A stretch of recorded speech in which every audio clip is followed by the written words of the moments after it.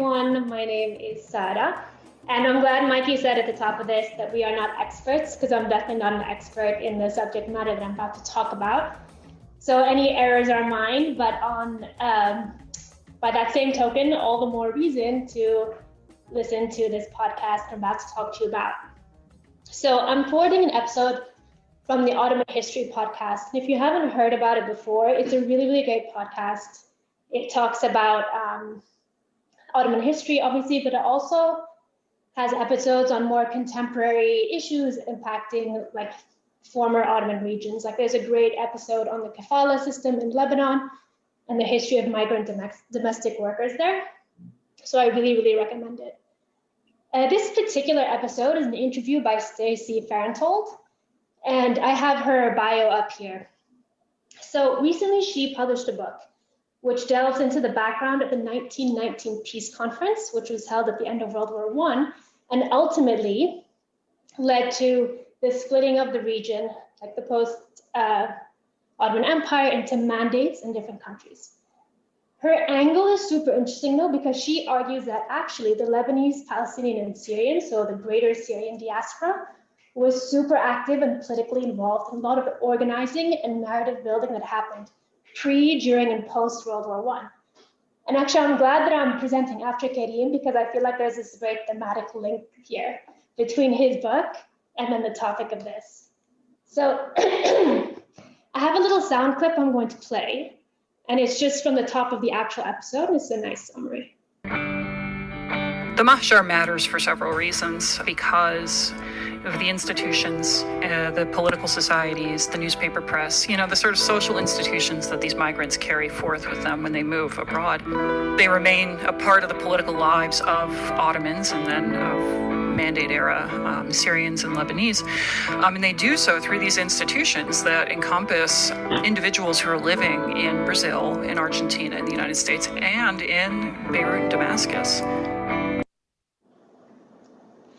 So a couple of framing points as to why this is even a topic of interest.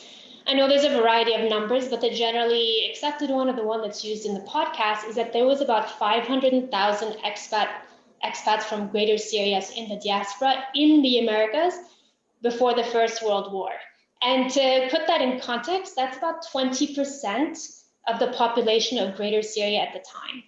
So if you think about it as like a pocket of people, that's a pretty substantial amount if you're thinking about the way that narratives are built and how certain narratives are elevated. So among the people that migrated the Americas, so you have this big diaspora that's carrying with them this great political fervor, right? So if you think about movements like the Young Turk Revolution, the kind of fights for reform that were happening within the late Ottoman Empire, for fighting for less centralized government, for greater Arab political participation. So this diaspora came to the Americas with a real political fervor, an immense emotional investment, and a sense of connection to the homeland. But most importantly, and one of the reasons that they were so impactful was because they were ostensibly beyond the reach of a lot of the oppression and violence that the people who were left behind were facing, that was quelling their own resistance movements. So if you think about things like the famine, conscription into the Ottoman Empire in the build-up to the First World War, and the very punitive arm of censorship that existed around resistance to the Ottoman Empire at the time. So their activism and organizing was all the more impactful because of this, and it actually filtered back to the region and helped to sway hearts and minds. They were also huge in the humanitarian relief efforts that were happening at the time, especially around things like the famine. The diaspora was really, really big in terms of helping and galvanizing this. They were pretty fiercely reform-focused and worked in favor of the Allied powers in terms of writing and distributing pro-Western articles, signing up for the Allied militaries, and even cooperating with the war effort.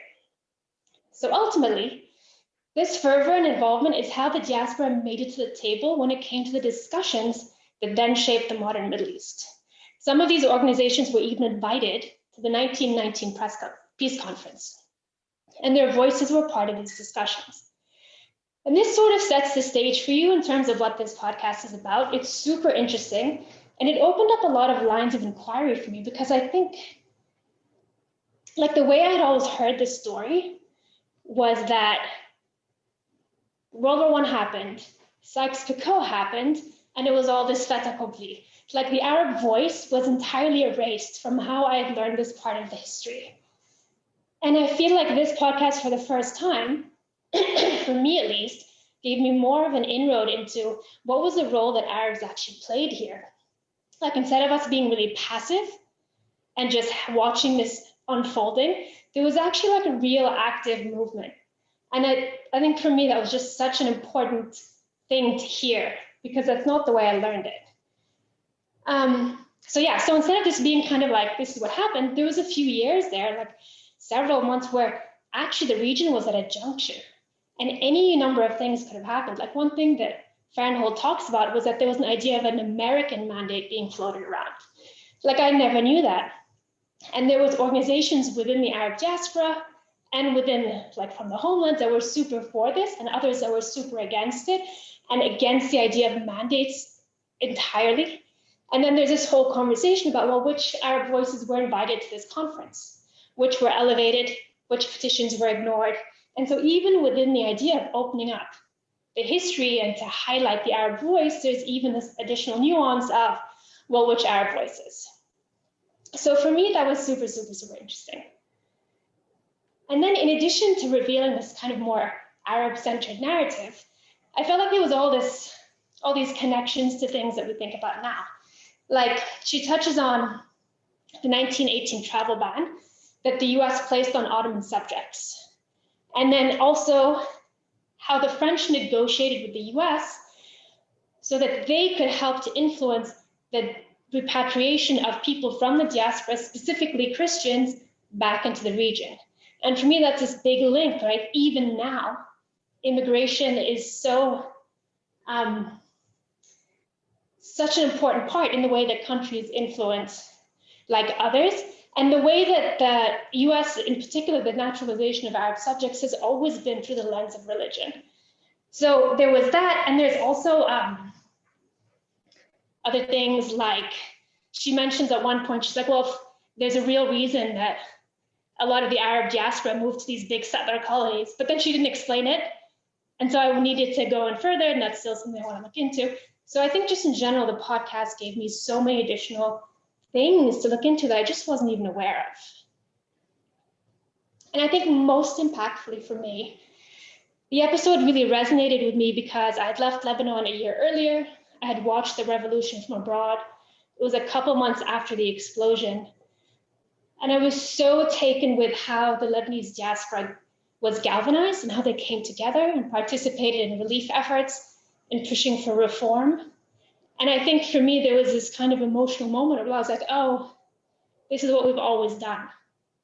Like we've always been here in this space. And so that just resonated with me so much. So this is the book that she wrote. I haven't yet bought it, but I want to. And so this is my kind of further reading. But I also want to say that if anyone is interested in reading it and setting up a book club, I would love that. And so if you are, you can find me here. Just get in touch. But either way, the podcast is great, this episode, and generally the podcast is really good. And so that's it. That's my forward.